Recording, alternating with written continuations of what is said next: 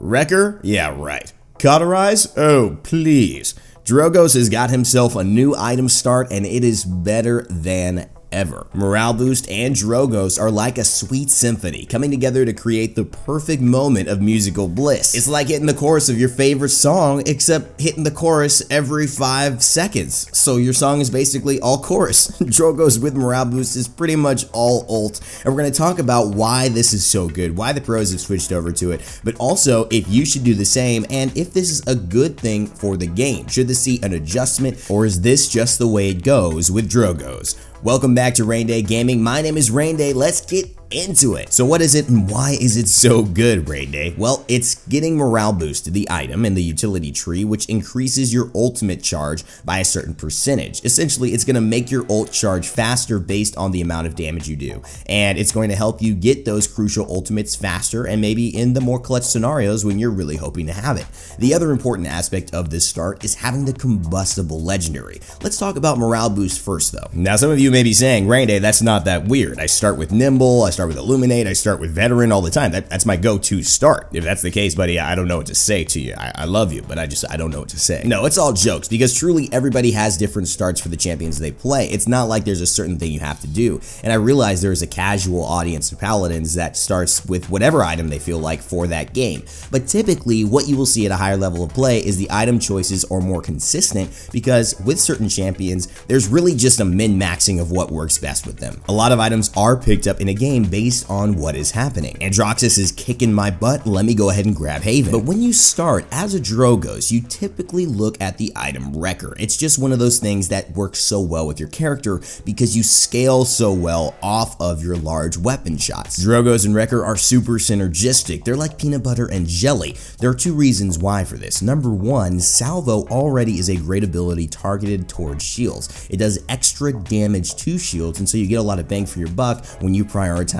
taking down the front liners sustained. The other more important reason that Wrecker is synergistic with champions like Bomb King and Drogoz is the fact that they hit very high at base, meaning Drogoz and Bomb King hitting for 850 and 900 respectively for each individual shot will scale that much more effectively off of 75% added with Wrecker 1. Would you rather have 75% of $1,000 for your paycheck this week, sir, or would you rather have 75% of $400 for your paycheck? Just let me know and I'll sign the paperwork. Said nobody ever, because it's obvious. You use Wrecker on high scaling champions, you get so much more value out of it that way, and that is the key as to why this is such a strange pickup. Shifting over to Morale Boost says two things in my eyes about Drogoz inherently, and it also says one thing about the meta. The first thing it says to me is that Drogoz doesn't even need Wrecker. He's that good without it. His base kit adding the extra damage to shields through Salvo and his base weapon damage means that he doesn't need to prioritize Wrecker to still be effective in taking down shields. I mean, do you really need to 2-hit a shield if you can 3-hit it? I mean, is that going to change that much, especially if you can spend 600, 900 more credits onto another item? And two, I think this is a bigger story, maybe even a bigger video that we can all talk about, and let me know in the comment section below if you're interested in something like this, is that I think Drogoz is probably the strongest character ever made in Paladins. I think he has the most strengths out of anybody that I think of. Now, there may be a couple who can contend,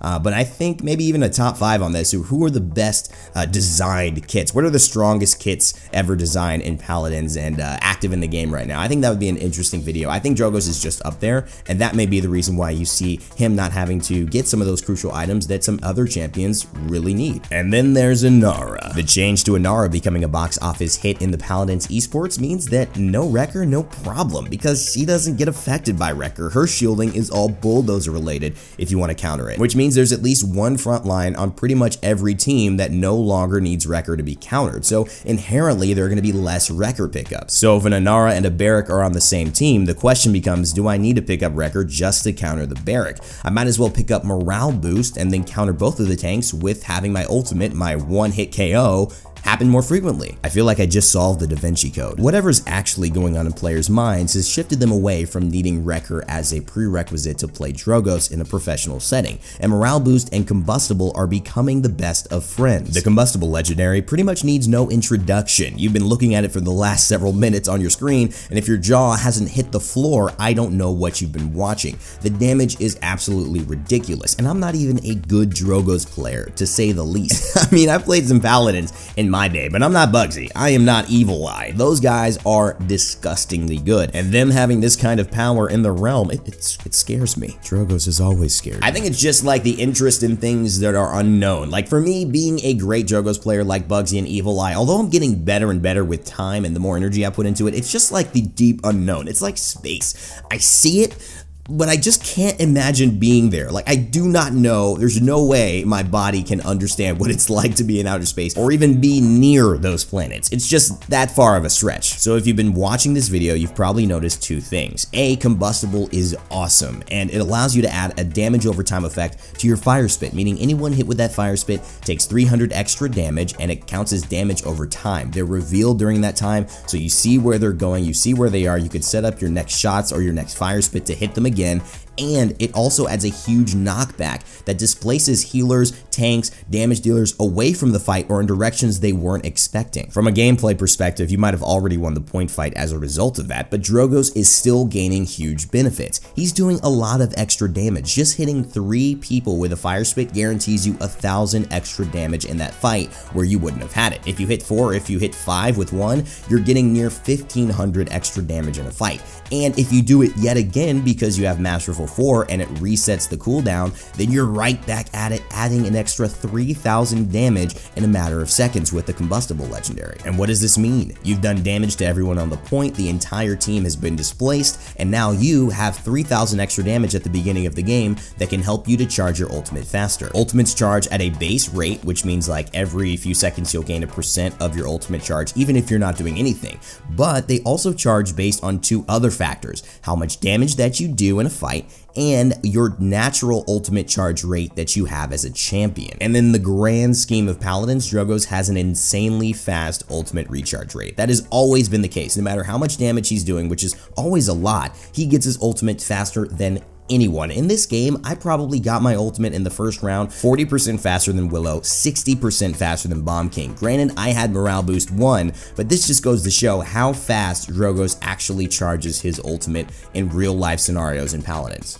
That doesn't make sense because Paladins is a video game and I just said real life scenarios. You know what I'm saying. So less shielding and Inara being in the meta means that Wrecker's not as valuable. And Combustible being so good with the extra damage and the displacement means that there's a lot of extra damage, and the only way to really capitalize on that extra DPS is to allow it to affect what it's already affecting, but affect it in a more powerful way. That's why morale boost making all that damage that you're doing that much more efficient at charging your ultimate. So who needs Wrecker when you've got a Dragon Punch that can kill the tank you're worried about having shields? And what do shields matter when you're displacing everyone hundreds of yards away so that they can't stand behind a shield anyway? But Raynday, will this change? Ashe is coming out this week, and should she be a part of the meta, that's another shield that maybe would switch Drogoz players and Blaster players back into the Wrecker path. And sure, Wrecker, Cauterize, those are always viable options. It's never going to be bad to take down a shield very fast. But from what I've seen, Ashe isn't playing around her shield as much as one would think. She's playing a little bit more aggressive with the CC immunity card, Battering Ram,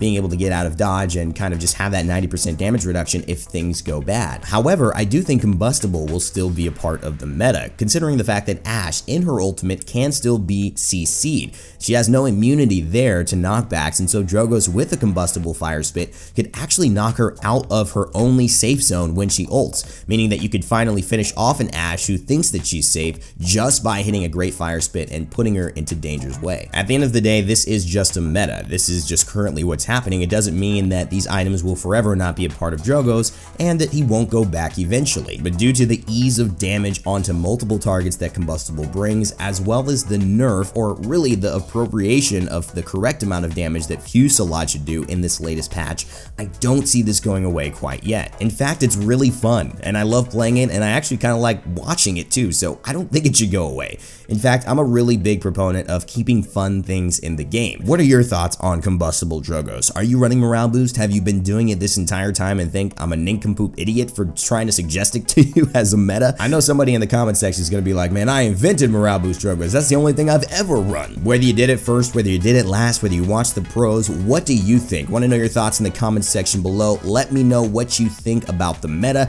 Do you like it? Do you not like it? Do you want it to change? If so, why? And are you interested in seeing that video? I kind of had an idea idea for, you know, maybe the best kits in Paladins, right? Those kits that I think no matter what they do, what gets touched, they just have the strongest abilities inherently within them and will always kind of be like a top tier kit. So let me know if you guys are interested in that. As always, remember to never give up, never stop gaming, and I'll see you all next time.